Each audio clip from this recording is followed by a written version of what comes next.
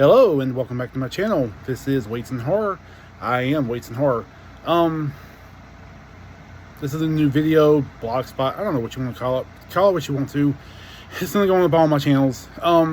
Today we are talking about the new 2025 James Gunn Superman.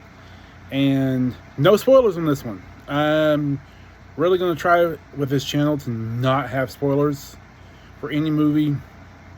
Simply because some of these movies I'm going to talk about, or things I'm going to talk about, yeah, they're older. This one's clearly newer. Not everybody's going to see it yet. But I want people to draw their own conclusions without having to be spoiled in the movie. There are too many YouTube channels, Twitter accounts, things like people like that who spoil the movie from day one, and I think that sucks and is really selfish of them, and I hate it. But I'm going on a tangent. I'm going to pull back now. Let's talk about the movie. First initial thoughts is, as someone who has seen 3 different Superman movies, well, 4, counting Batman v Superman, this is the Superman movie I have been waiting for since I first discovered the character in my early childhood. Like, this is Superman to me. I'm going to squash something right now in the terms of how I understand the word, its origins and how I've seen it used. This movie is not woke. This movie is showing that empathy, kindness, being concerned and wanting to see your fellow man do better. And I mean man as in mankind, not just, dudes. Your fellow people, your fellow humans, succeed and do better and be okay. That's the tone of this movie. Superman is the person who goes to do the right thing because it's the right thing. They're altruistic, not because it'll make them popular or it's the cool thing. They do it for because it's right, whether or not it's cool or popular or whatever. And with David Cornsweet, he embodies that in all 3 versions of his character. And what I mean by that is, there is the Clark Kent you see at the Daily Planet, who is the bumbling kind of nerdy dude that is still likable and lovable. There's Superman himself, that is the hero that's trying to do the best for the world himself. And then there's the Clark you get to see back in Kansas with Mom and Pa Kent. David Cornsweet is the embodiment of what it means to be Clark Kent and Superman all in one. Something that I thought was interesting about his performance is, even though I know he put on a good, 40 pounds of muscle to play the character, he never once shows his physique. He doesn't go shirtless. There's no shirtless scene in this one. There was a shirtless scene in the Batman. Robert Pattinson, they show the work he put into becoming Batman and Bruce Wayne. You didn't see that. It's just David's physical presence. You felt his power and his strength without taking the shirt off, which I thought was really fucking cool. Quick rundown. I know a lot of people have complained about the pacing of the movie. The only thing I can kind of tell you, and I gotta adjust my mask here for a second, please forgive me. This is a comic book brought from the pages to the big screen in motion. Most comic book stories, if you've never read one, they jump in. There is no setup for a history lesson. You get a history lesson in the opening credits, running down the fact that there have been metahumans and superheroes on planet Earth for hundreds of years now. We dive straight into this new DCU world, and the pace of the movie itself is reflective of comic books in general, and I really appreciate that, because there's only been 1 or 2 other comic book movies I can think of right off the top of my head that have that same energy, and that was But Punisher Warzone was definitely one of them. And then the Ang Lee Hulk movie from 2003. Those also felt like comic books, but that's not, so Superman is up among them, and this movie goes at that pace. Another good thing about this movie, and I'm not going to go over the performances for each person.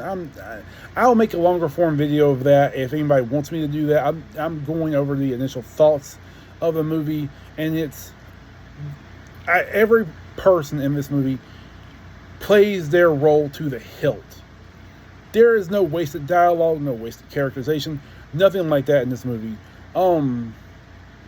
Also, another big difference between, and let's get this out of the way now, the DCU and the MCU is that when you see the cameos in the MCU, it's always for a setup for the next movie. It's always hinting at the next thing to come. The extra characters in this movie, Mr. Terrific, Green Lantern, Guy Gardner, and Hawkgirl, and Metamorpho, they aren't just a setup for the next coming movie. They are characters in this movie that help to move the story along. They add to the story. They are part of the story. Honestly, this movie, Superman, is not just a Superman movie. It is a comic movie. If they could call it Action Comics and for a title, Superman Action Comics, whatever you want to call it, that would be a much better fit, because it is a Superman movie where other DC characters are also in there helping out with the story. Lex Luthor is a just bastard of a hater. Like, oh my God, this man hates Superman. Just everything about him is just a damn. The plot of it, to what he goes through to try to get rid of Superman, it's a masterpiece of plot. Crypto the Super Dog, I loved him. I need a Crypto. I gotta have some kind of Crypto plushie in my life. I need to reach out and pet this dog. I must pet the doggos. He's amazing. But back to Superman was a fantastic movie. There is one scene in the movie that makes me think there is an age limit for how young a kid must be to come see the movie. But that's up to a parent. I am not here to police anybody. Do what you need to do.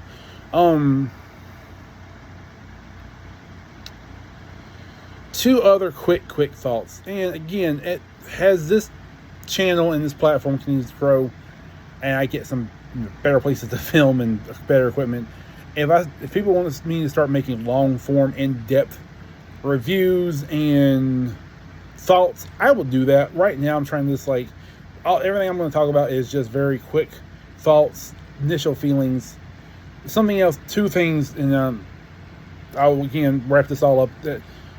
Another big difference between the MCU and this new DCU is the MCU has never felt like it has been proud of pulling from their comics, the Marvel Comics archive.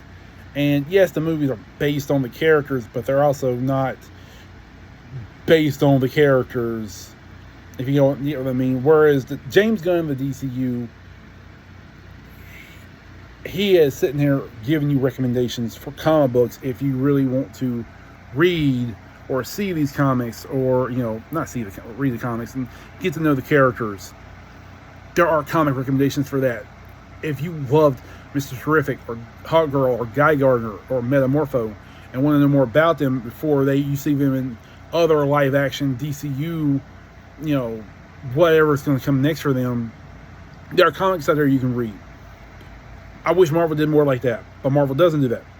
But James Gunn in the DCU is going to do that.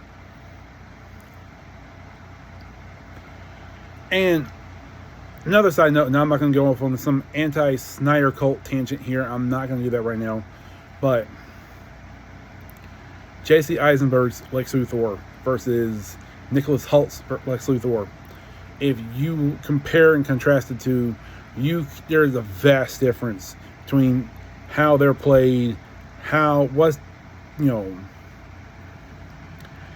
they're scientific minds work and their plans work, and there is just a universe of a difference, no pun intended, between the two of them. And I really cannot wait to see what else James Gunn and his crew inside the DCU bring. I'm excited for Peacemaker Season 2. I'm excited for Supergirl. I'm excited for Green Lanterns. I really can't wait to see what's coming in store, because this Superman film, this was Superman. Top to bottom, this was Superman. This was Superman done right. This is what Superman's always been. And I loved it. I cannot recommend it enough. I hope you guys go out to see it. Until then, be good to yourselves and be good to each other. Bye.